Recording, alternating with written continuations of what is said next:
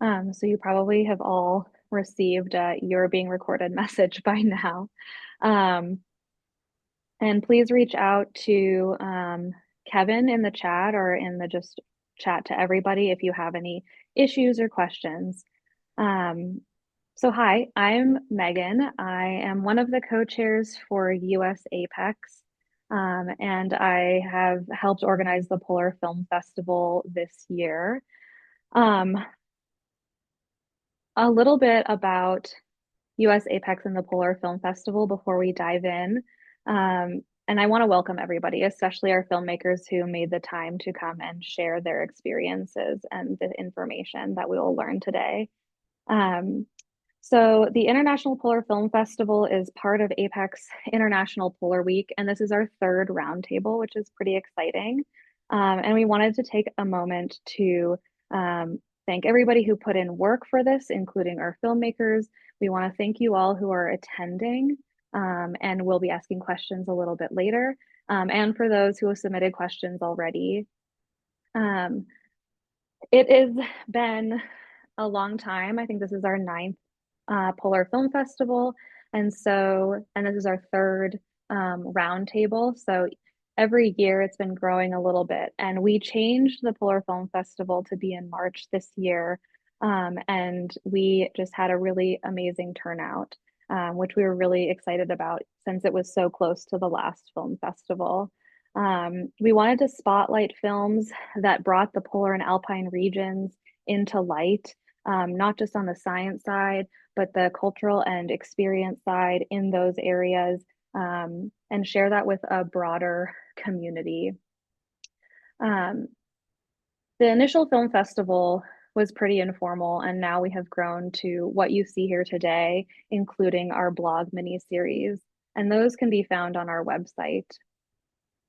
Um, Overall, US Apex brings together scientists and knowledge holders that focus on polar and alpine regions, and we aim to build community in those spaces as well as share information that we've learned with a broader community. And the Polar Film Fest really does that on a larger scale, on some of the largest scales for US Apex.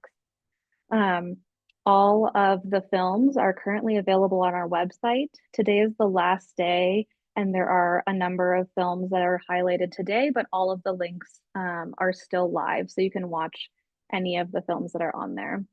So maybe you hear about one today that you haven't watched previously, and you can go and still watch it a little bit later.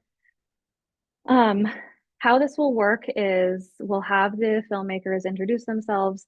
Um, I'll start it off with a few questions and then we'll turn it over to you in the audience. So start thinking of what you want to ask these great filmmakers who've joined us today.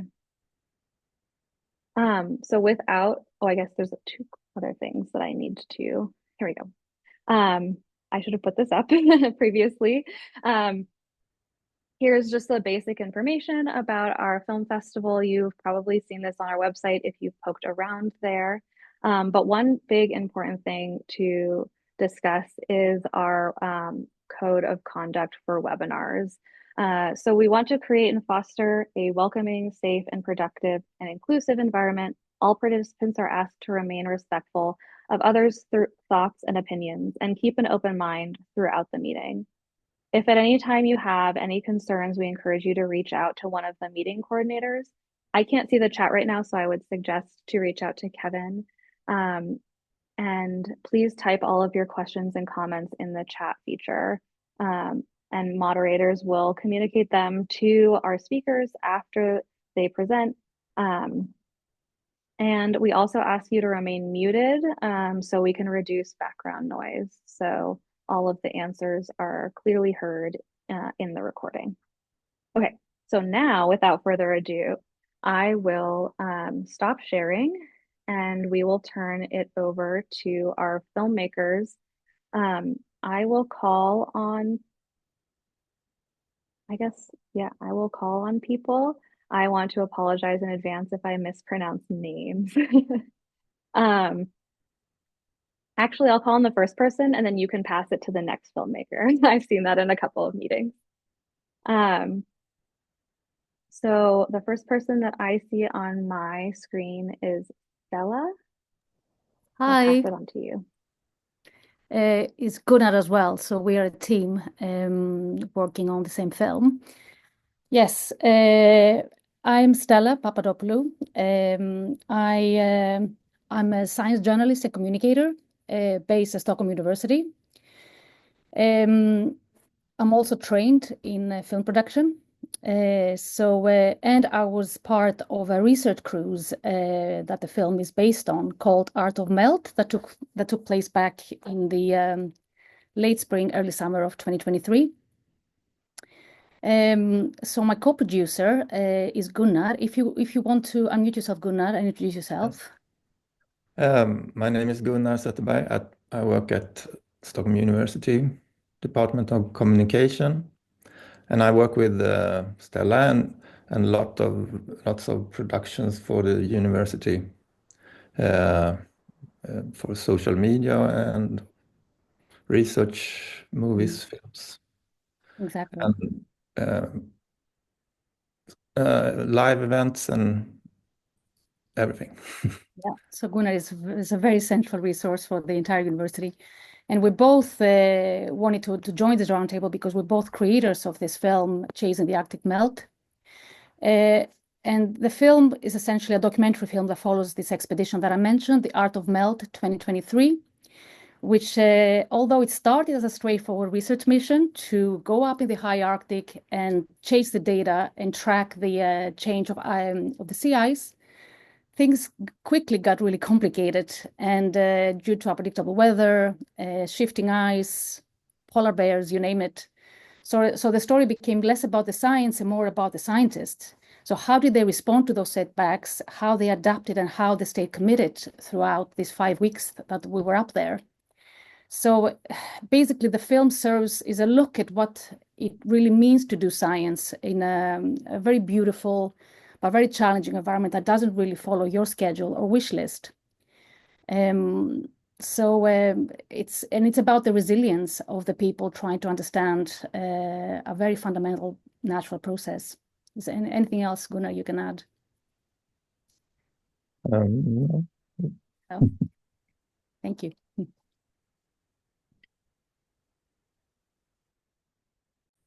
Do you mind picking a filmmaker to pass it on to?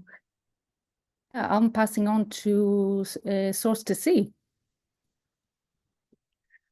Hello, my name is Annukka Pekkarinen. I'm in the neighboring country, Finland, uh, at the moment in Helsinki. Um, I work at the University of Turku and also at the Finnish Geospatial Research Institute as a science communicator and a project coordinator. And this is the first sort of bigger film project that I made. So I am very honored to be part of this film festival today. Um, the film is about the Finnish freshwater, but also, or maybe even more so, about the people who are researching it here in Finland. Finland is a very long country, a little bit like Sweden. We are ranging from the polar regions, from the Arctic, all the way through the boreal region. And yeah, there's lots and lots of water, lots of rivers, lots of catchment areas, and it's very important to do research on them because we are quite used to having very clean and plentiful water here in the north. But now, when we are facing the climate change, we really want to be on top of things to know what is happening with our fresh water. So that is the main purpose of the film Source to See, to present that research that we are doing here.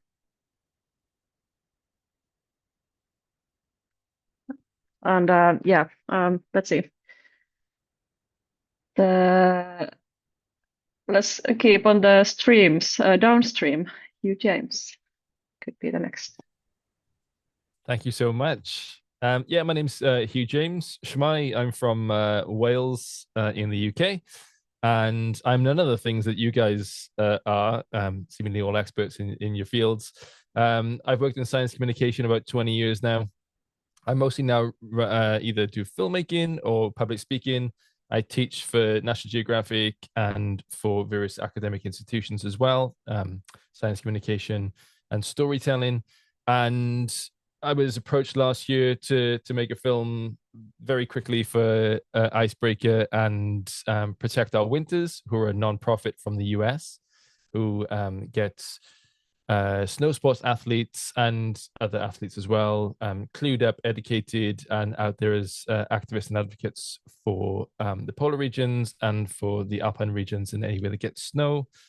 And together with me, we talked a long time about, you know, the outdoor communities, not obsession, but you know, we spend so much time looking at glaciers and they're so pretty that I think sometimes in the outdoor world, and I work with a lot of outdoor brands, we forget that there's people downstream, and we really wanted to put something together that was connecting the glacial regions, especially up in the Alps, to everything downstream of that. So we did 3 trips. One was from Obergums in Switzerland all the way down to the Camargue in the Mediterranean, following the Rhone from start to finish, mostly in wine region. It was a terrible shoot. And then we did Jackson Hole to Astoria, following the Snake and the Columbia River. And then we had a team out in the New Zealand for the Waitaki from source to sea as well. And one of the things that really hit home from kind of filming it and putting it out was how the stories are all slightly different. The people are all slightly different, but the problems and the issues are all exactly the same. And through, you know, people on opposite sides of the planet comes a lot of connection, I suppose. And the problems that we're facing is going to be the same worldwide. Some places will feel it greater than others, of course. So yeah, it is. It ran today. I think went out today on the UN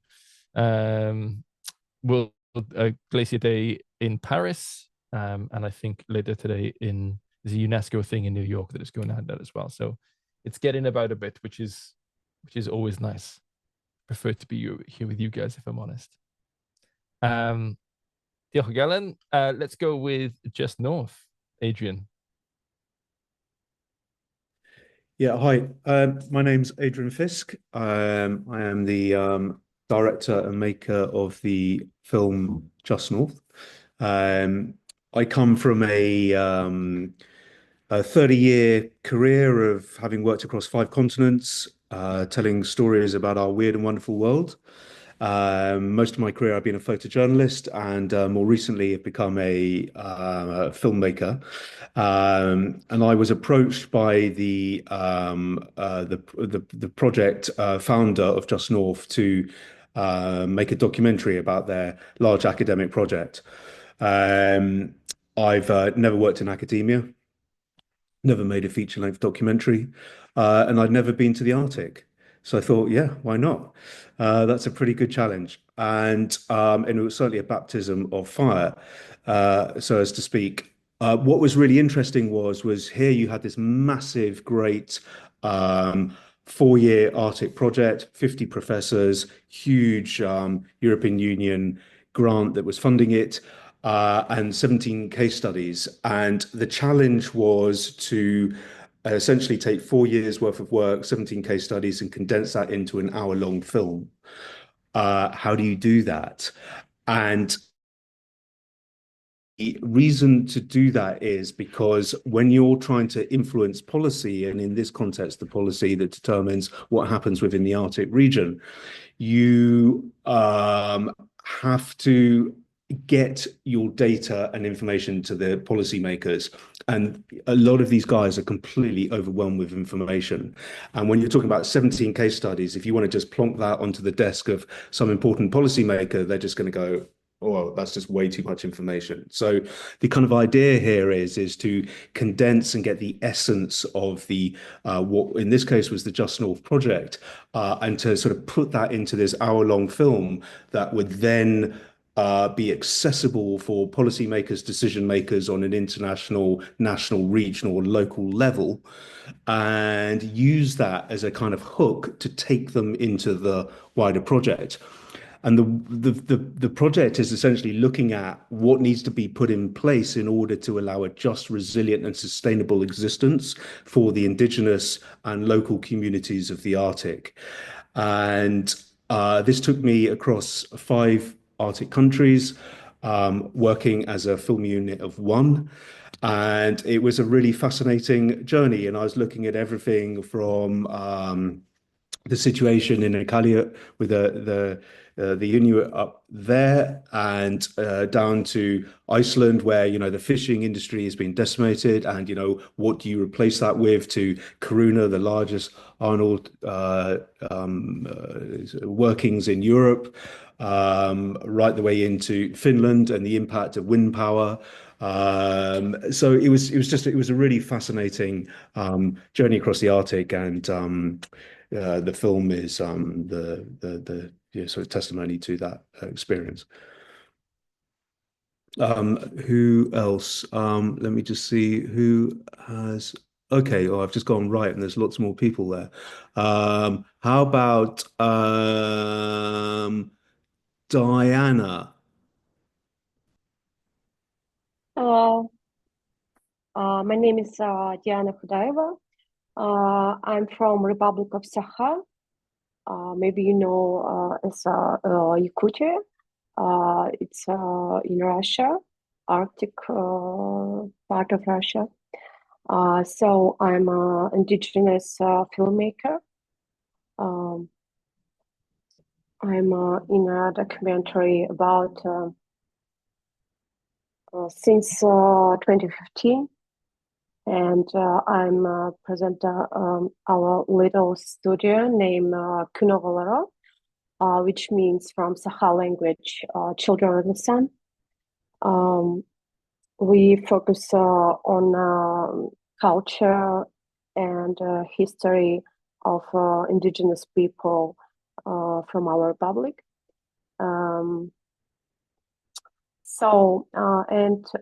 I present here 2 films, Munha.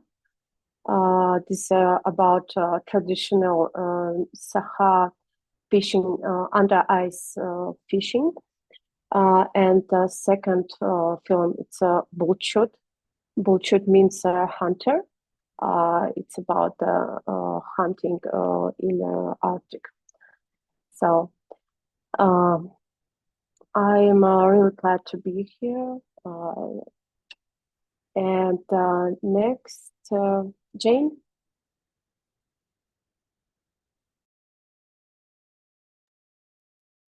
I think Jane is one of our attendees. I think our last Filmmakers is that of Year of Glaciers.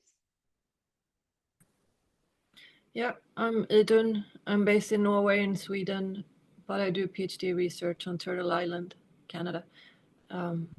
Yeah, but I live in Norway. I'm currently actually doing metal smithing. But otherwise, I'm a filmmaker and a game designer since 20 years. And in the past years, I've focused on glaciers specifically because I want to bring all my research and filmmaking experience together and work with digital twins of actual glaciers. So the Year of Glaciers is a kind of a research project to document various glaciers, and then my intention is to go back and scan them again and create digital twins together with hopefully local scientists. And I'm the last one, right? Or is it? Yeah. Not sure. Yeah. Great. Thank you all for introducing your films and yourselves and a little bit about your motivations. I will kick things off with we'll start with one question and see where we are with time. So I'm curious, what has been the response to your films thus far? And anybody can start. Feel free to unmute. And has the response been what you expected? I can start, just kick this off. So we premiere our film during the Berlin Days, which is the annual conference at the Berlin Center for Climate Research here at Stockholm University. So we had planned for 40 attendees and we ended up having 90, which was a good sign. So it was a packed room. It was the first time actually we watched the film together with so many people that are not like connected to the film, because we had previously watched the film with the scientists involved, ourselves or our colleagues here at Stockholm University. So it was quite a nerve-wracking experience in the beginning, because we had no idea what the response would be. And I must say, as a Gunnar, also you were there as well. It was overwhelming. People thought that one of the comments that I took home, it was by one of the professors who was visiting Stockholm for the conference. What he said, it was like it was the first time, one of the very few films that he's seen tackling a similar type of theme, which is an Arctic cruise up in the high, an Arctic cruise, going, through the Arctic and through the ice, etc. So it was the first time that he felt that we didn't sensationalize anything. We presented reality of research in the high Arctic as it is. So we did not sugarcoat anything. We did not, of course, we only had 22 minutes to present a project that had gone on for 5 weeks. But the way we chose to tell the story through the perspective of these 4 scientists, he felt that they gave a very realistic picture of climate research in the Arctic. And it was particularly for this particular expedition was quite unique as well, because there are very few Arctic expeditions that have ventured so high up in the Arctic so early in the season. So we were there in the beginning of May. I don't know if I mentioned it before, but I was there too. I mean, I followed the researchers. I was there as a scientist in the aerosol group and also as a filmmaker. So although I have worked with similar projects before, it was the first time I actually got to follow. And yes, I thought I knew everything about the reality of research on an icebreaker, but it was a learning experience. I must say, it was I had to dispel a lot of myths that I had. So yes, so we have been overwhelmed by the response, and also people have asked for this film to be distributed to schools, and or they asked us if they can use it in their teaching. So I'm pretty happy so far, and now we have next month we're going to show it at EGU in the Geo Cinema. I guess some of the other filmmakers as well might have their films there. So and if you do, I'd love to meet you in person. So if you're coming to Vienna. So I don't know, what do you think, Gunnar? Was there anything that I missed? No, I think we were lucky when we made this film that it took almost a year after the expedition before we did the interviews with the crew, with the 4 scientists. And I think that was a good thing. I think we were lucky there. They had gained experience and talked about their experience, and they also have the first meeting for a workshop, the scientists. So they met again, and this was on top of their minds, but they could reflect on their journey. And these interviews became the foundation of this film.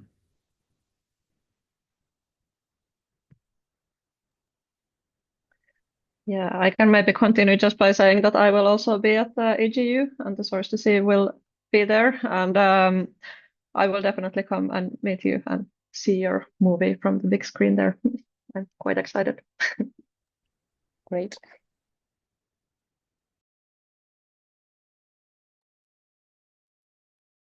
Does anyone else want to discuss the response that they've had to their films thus far? Yeah, I think I'll jump in. Just that we streamed it at the Economist Live Sustainability Week last week in London. I didn't find out until the day before it's business attire. I don't really own business attire. But we went down, and a gentleman at the urinal after the film said it made him cry. So, I mean, I've never had such high praise, I don't think, of a film that I've made. No one else has talked to me at the urinal about any films that I've made. So I think that it went really well. I think one of the things that has helped, Protect Our Winters are a great advocacy nonprofit, and having someone like that whose job it is to go out and encourage people to do activism and advocacy has really helped push our film and get it places. So I think the response that we've had, it reaches further than it would have otherwise, because it's a jumping off point for conversations beyond the film itself. So, you know, I produce a lot of podcasts as well, and a lot of time nowadays with podcasting, people don't listen to the podcast themselves; they listen to the snippets. And people don't make podcasts for people to listen to the podcast; they make podcasts for the little snippets you get to go on social media. And you know, I think it wasn't what we purposely done with the film, but we started sharing extra photos and clips of the interviews and all this extra stuff that has made more of a conversation maybe than the film itself. So I think, you know, films are absolutely worth making. I'm super excited to jump into all of yours, but having that extra push to a wider public has really helped the response that we've got from people. I just finished my film. I rapidly edited everything, like the audio and video, in 3 days or something to make it to the deadline to this festival. Because it's earlier than I expected, so I was actually planning on editing this summer.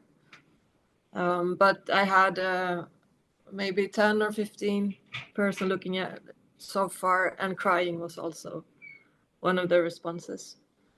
And seeing that I put glitches in the film. So first people weren't sure, like, what are the glitches? But then they started to understand, okay, yes, something is wrong. Like, something is really wrong. And then kind of the emotions came with that, and the audio, I guess. So we'll see. I sent to a couple of festivals, but we'll see what's going to happen in the coming months. We haven't officially released Just Off yet, because it takes quite a while to get a sign off from the European Union. However, we have been doing some screenings of it. One of the things that's been really interesting is seeing the reaction. We had one screening. It was at the Arctic Stories Conference in Edinburgh, in Scotland, and there was a number of people that came over from Canada, including a number of Inuit from up in the north, and it was very interesting to see the reaction amongst the Canadian and non-Indigenous and the Canadian Indigenous, and how they reacted to the film, and that was fascinating, just from the point of view of the sort of the sensibilities of making a film like that, and how you tell the story of the challenges that the Indigenous are facing up in Iqaluit, and how different people from Canada kind of reacted to that when they saw the film, and that was really insightful. And I think to that point, it's a really interesting thing when you're doing screenings, because you have that thing of in person, and people can sort of physically ask you questions there and then, and it's a really valuable way of showing a film to get a sense of the impact that the film is having.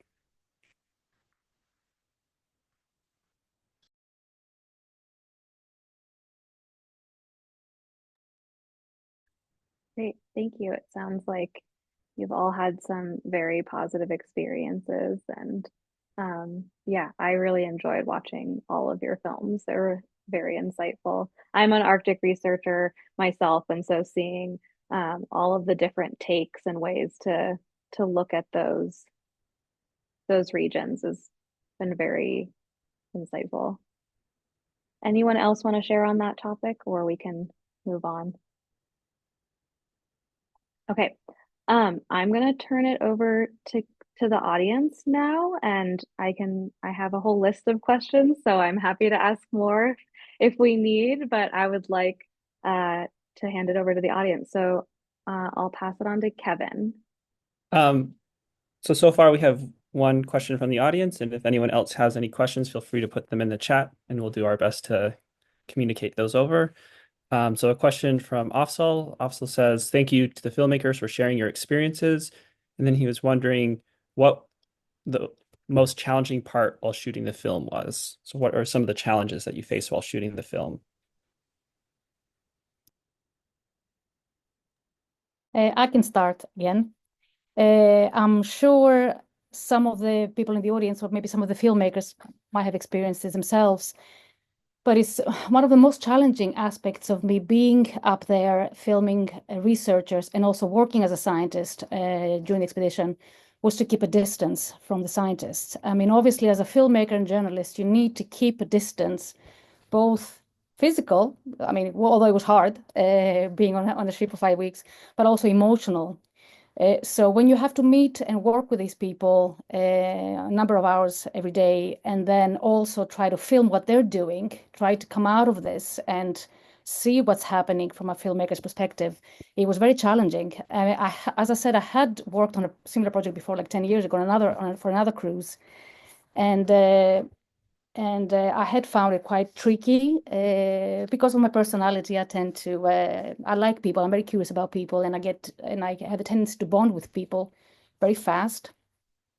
So, but being physically there in this confined space for 5 weeks and try to keep a clear mind, being objective. I mean, there's nowhere to hide. I mean, you meet the people that you work with everywhere. It was quite tough.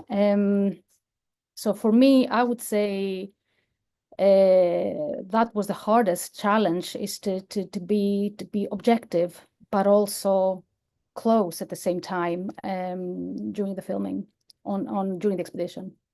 Yes.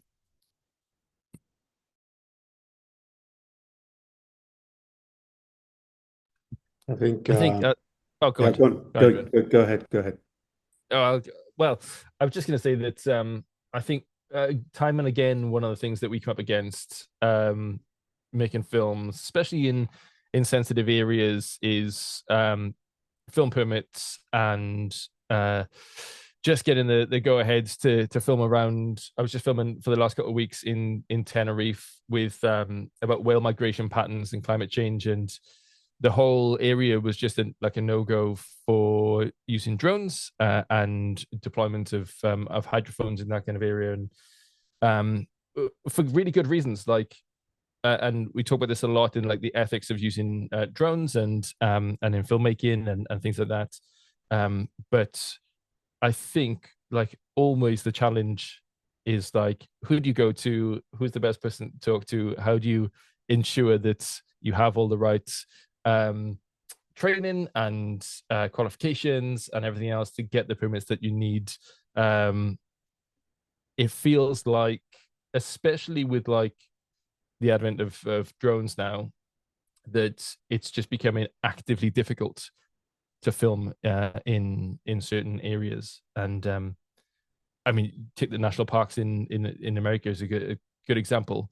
They just like to blanket ban people from, and again for really good reasons. Like we've seen some really bad uses of drones and people making films on YouTube and the likes. But yeah, I think a lot about how we do science storytelling with scientists in sensitive areas with people who actively want films to be made and don't disincentivize by tying everyone up in red tape. I think that's still one of the most challenging things for me. Oh, and it's cold as well.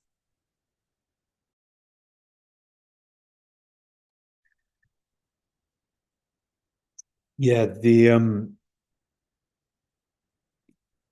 challenge I had was my original idea was to go with the academics, researchers into the field and use them as my protagonists, and then COVID hit, and suddenly they couldn't go into the field, and they had to do a lot of their research remotely, which always kind of interests me as a sort of storyteller. How do you tell someone's story? Because essentially a lot of academia is going in and getting the data, and it's that data is often someone's story, information about their life, and how do you do that remotely? But for me, that wasn't possible. I needed to physically get there, so it kind of meant that I wasn't going to be with the right from the get-go. The original idea for my story was kind of scuppered. I wasn't going to have my main protagonist, so it meant I had to go into the different countries with an understanding of the case studies, and attempting to sort of understand 17 academic case studies was quite a challenge. And then go into the different areas of the respective countries without the contacts that I would have had if I'd been going in with the initial academic researchers. So I had to sort of get there and then find people on the ground that best represented the wider case study that was being communicated. So that was really challenging. And I sort of pulled on my 25 years of photojournalism experience of dropping into all sorts of environments in order to be able to find people in order to tell that story.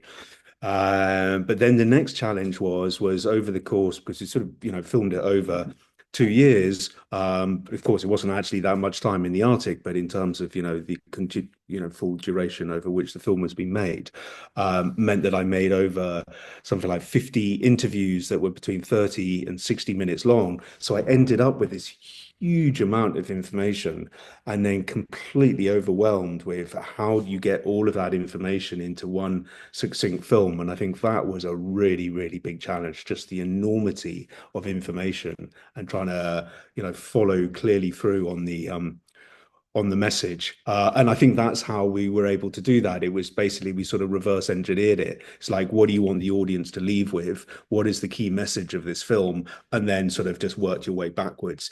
And that helped determine what did and didn't go into the film.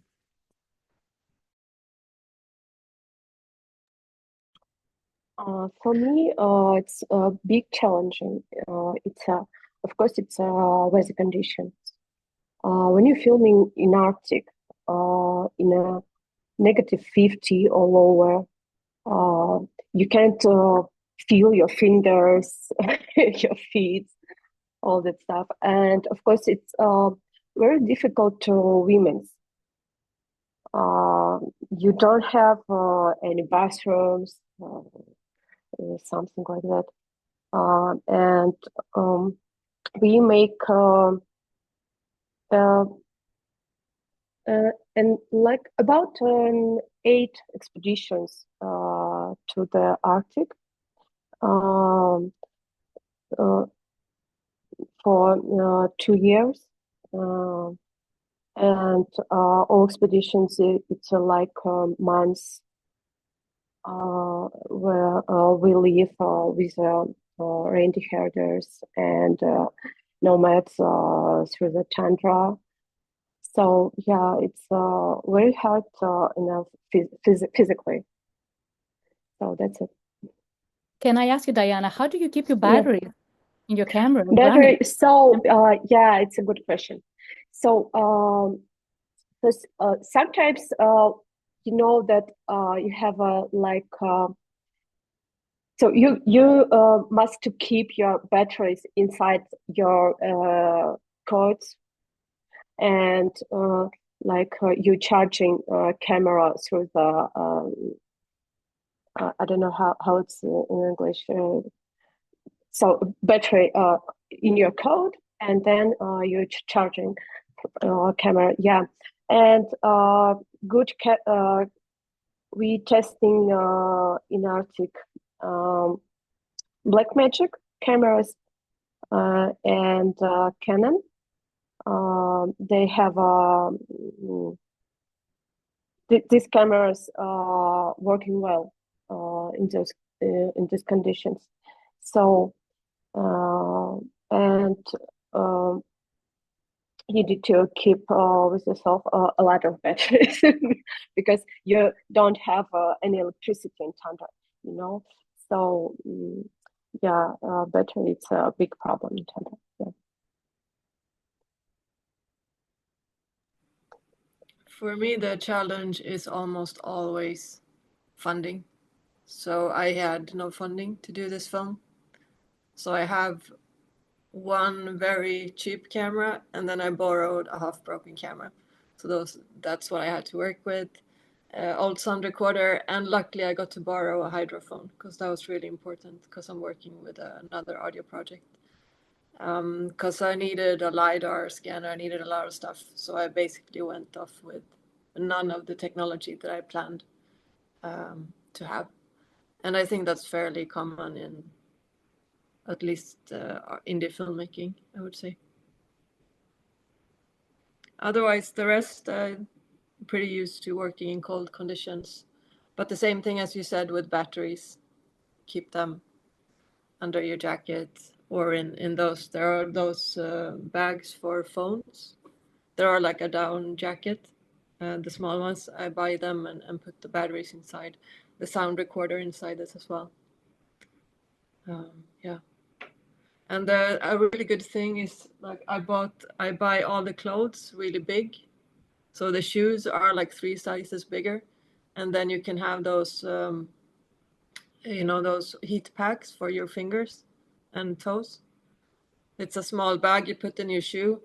That's great. Because I walked in water and I was even like doing some performance stuff naked in the water, and then I really had to go back into my shoes really fast to not freeze your like toes off and stuff.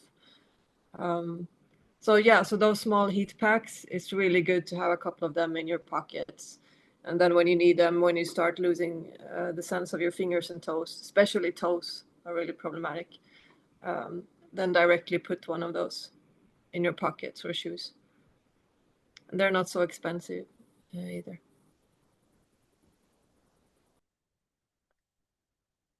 Yeah, I think for me, weather-wise, the trickiest was to film out at the Baltic Sea. It was in maybe mid-November, and it doesn't usually snow at that time of the year, so I was completely unprepared for the amount of sleet, this kind of very wet snow that accumulated everywhere. And I think also me as a kind of starting filmmaker, my equipment really wasn't very it wasn't able to handle that kind of moisture conditions out there. But yeah, I like the end result. So I'm quite happy that we actually got those conditions because it looks very exciting on the film.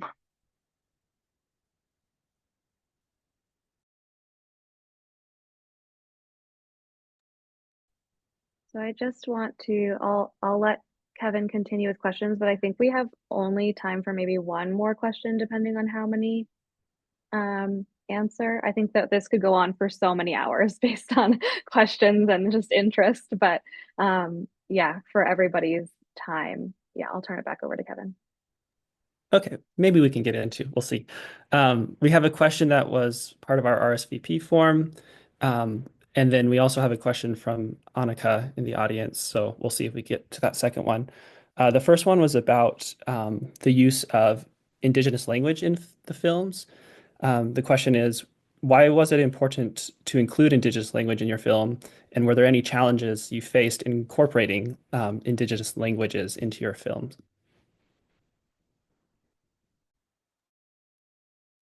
So can I start?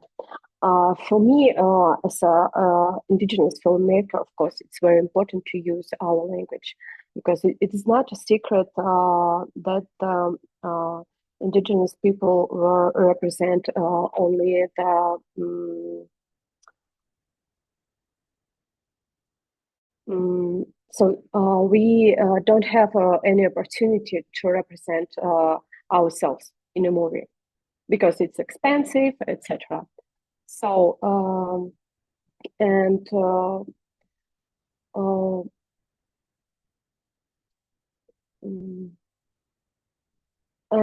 when foreign filmmakers filming about Saha people, about events, churches, etc., they usually use the Russian language. For me, and you know that people cannot clearly introduce themselves because Russian it's not our native language. So, and for me,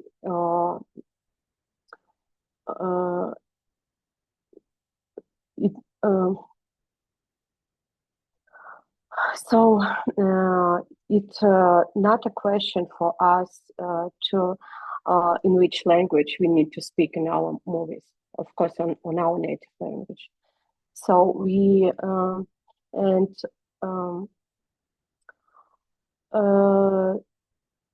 indigenous languages in Russia always was and now and nowadays struggling with so we can lose our language, you know, and we try to keep preserve our culture and languages, of course.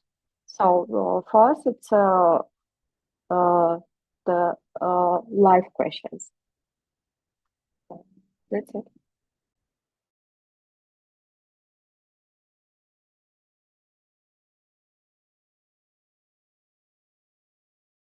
Diana, I was just looking on the blog, and there's this great line that you've put about how did you word it? You said we got caught in a blizzard and wolves chased us. It's very hard filming in the Arctic. What's it like being chased by wolves? So we go about 24 hours from the point A to point B, and we saw the wolves. Wait a minute. Wolves track. So and the our the heroes of our movie said that it's looked like wolves following us. So I didn't see, but we can hear the voices. It was very scary, and so we can, and then we find the last fishing houses. So and we are waiting when wolves go out. So.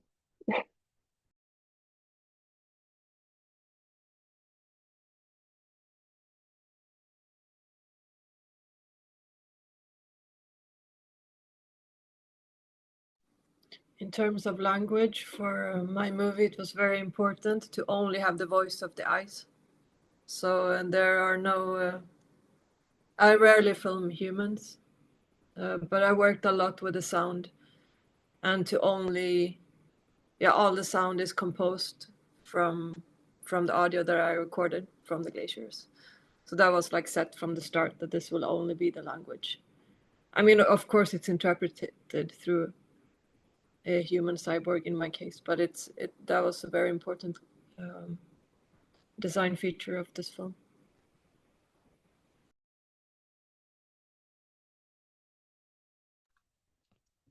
I'll just jump in quick. I'd love to do a follow-up to this with people that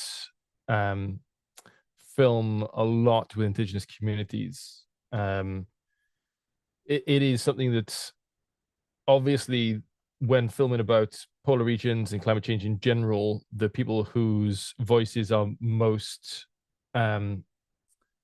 who should be the loudest are the ones that normally don't get the platforms, and we need to find a better way to do that. In our film, you won't see one person of color. You won't see any indigenous people. That's not for lack of trying. It's something. It's probably the only thing that I'm really, really sad about in our film, that I have to reckon with. I'd like to think that I do try really hard. It was a film that was made very quickly, but it's an explanation, not an excuse. It's not good enough. But it largely is. And I've thought about this a lot. I was filming in between the Alps in Switzerland and the Mediterranean at the Camargue for one of the things, like with winemakers, with rice farmers, people who are white presenting like the entire way. Same out in Jackson and the likes. I need to be better at it, is what I'm saying. And I'd love to like have more of a conversation. I know we don't have much time, but I don't know if US Apex can like get us filmmakers together again to have that conversation as filmmakers who are responsible for putting people on screen. I'd love to pick everyone's brain on how I do that better and how we all do that better. Yeah, I second that. There's two persons from Greenland, Kana and Corina. They are guides on the specific about the respectful research. I'm putting the link in the chat. So those are consultants that you can hire to teach you how to communicate with different peoples. Kana and Corina.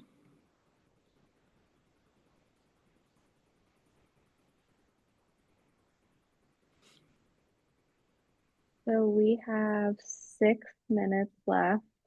We can try and do like a rapid fire response to the last question before we sign off. How do people feel about that? Okay, Kevin. All right. So USAPECS is an organization for early career researchers and scientists. Annika's question is, do you have any advice for early career researchers or scientists who are interested in getting involved with filmmaking and science communication in general?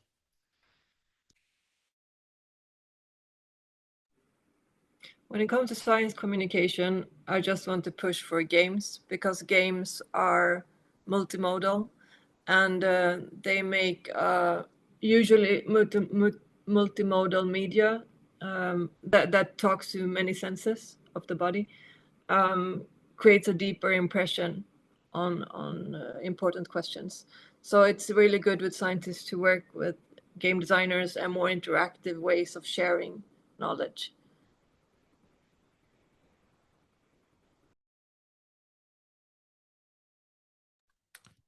Yeah, I just put a link in the chat to my website where I've done I got a 4-hour workshop on I've done tutorials for editing on the 6 main platforms for editing, and a bunch of other kind of free tutorials and stuff.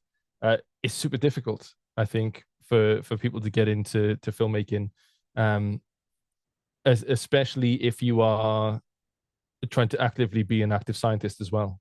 Like, filmmaking takes so long and science takes so long that I think one of the ways that I think it works best is by having a filmmaker who has a background in science along with the scientists. I think that is one of the best ways of doing it, and splitting the responsibilities between the two, because everyone has to have a purpose, and splitting that purpose is really difficult. But it is difficult. It is expensive to get good cameras. We need more people and try my best to push Canon to fund more science storytelling. Certain universities do have lots of filmmaking equipment. My old university used to come to me every March and say, we've got 20 grand underspend, we need to spend it by the time, or we have to give it back, and ask me what cameras they can buy. But then it would all sit in storage, and like they wouldn't let any of the students use it. I think an undergrad in science communication or filmmaking, or a module in the undergrad schemes, is always something that I'm pushing for. filmmaking, podcasting, photography, public speaking, they're all tools that we can use to communicate science. And the more we have those as scientists, the better, I think. But yeah, it's just really tough. I think also a good idea is maybe to go along to some field research campaigns, for example, where you're not yourself actively doing research. I think scientists really struggle to do both, as mentioned earlier, that you can't do field research and also be thinking about, oh, I should be filming this. But if you don't have this kind of active part in the research, then you have much more time to just observe and see what is interesting to film. I think one good thing that does help with that is, and one thing I've learned from teaching filmmaking to a lot of academics and scientists, is doing a lot of the prep beforehand. So now I give out templates of like a 10-minute film or 5-minute film that they can write in and script lines and interviews and everything else. They know exactly how it's going to come out in the edit before they go out, and they can tick stuff off as they go along. That also gives a bit of a permission structure to the supervisors if they're PhD researchers. I've heard that the supervisor, PhD researcher, sees the things they're taking off and go, "Oh, you're doing things, not just messing about with the camera," which is seemingly what all supervisors think that we're doing. I think the templates are a good way to start, but I think filmmaking is largely intuitive as well. And I think, of course, it takes a bit of experience to cultivate that intuition when you are in the field. I must say that Gunnar and I, the plan that we started off with didn't materialize when I was up there. We had to change the whole storytelling, our storytelling devices as the expedition was progressing because of different issues that happened on board. So I don't know if I would encourage my researchers to go with templates personally. I mean, I would probably start with understanding what storytelling is and what makes a good story, and what are the universal stories that bind people together, and then go into narrative. I mean, because you will see like there are common threads between documentary films from the different genres as well, not only pertaining to science. And I think understanding what a story is and how to structure it and how to tell it, I think that's something I would start with before I go into the practicals, because I mean we get a lot bogged into the practicals, how to film, how to shoot, how long each shot should be to work in the edit. But at the end of the day, I mean, you need to know what is the story that you want to tell. So I mean, for somebody who's going in the field, for example, or anything, I would start with understanding first, what is your message? What do you want to say? What do you want to tell people, and to whom you want to say it? And then you build the story around it, and what is the best way to tell it? Because maybe there's a visual way of telling the story without having to say anything. Or maybe there are other devices, like Eden as well, using sound. It could be another way of telling a story without the image. So that's what I would start. And I think that's how I start. When I started, because I used to be a researcher and went into media production, and we started basically with storytelling. We were watching these all Hollywood films, from the 50s and 40s, and see the narrative arch and see, why is this story so compelling? What do they have in common? And try to understand how can science be told in a compelling way using narrative devices. So yeah, I don't know, maybe it's a bit abstract, but yeah. I think just to add to that, I think there was a lot of good points there. And also just at its most basic level, with a iPhone, on the highest film settings, you can actually get a lot of reasonable quality footage. And even if you're not entirely clear what it is that you're wanting to say, or you're unsure, because sometimes it's not always these things come out as you work on them and go on, as it were. But sometimes you can just get quite good footage just filming on your phone and things, and then when you get back, you can try and collaborate with some kind of editor and put something together. I mean, that's very, very filmmaking at its most basic. But the most important thing is to actually make something, and not to get intimidated by the complexity of all the things that you have to do, because when you look at a film, there's a huge amount of stuff and it is quite intimidating, but that's not a reason not to start. At its most, the very, very basic level, pick up a phone and film and come back with some footage, and then try and get an editor, and you'd be amazed actually what you can put together. That will be something to be very basic, but it's a really good starting point. You've got to start somewhere and then you build on all of that. So yeah, I think my message is, don't get intimidated by all the complexity of what it takes to make films. Just start very, very basic, and you can grow from that point onwards. I think that is a great place to end and a great message to end on. Thank you all, filmmakers and attendees alike, for joining and having this discussion with us. For the filmmakers who are going to EGU or are releasing their films shortly, let us know. Like, we're happy to use our social media to share that information for you all. Yeah, so thanks again for joining, and it was really a pleasure to chat with you all, and keep in touch. Thank you. Bye bye. Thank you. Diolch o galon.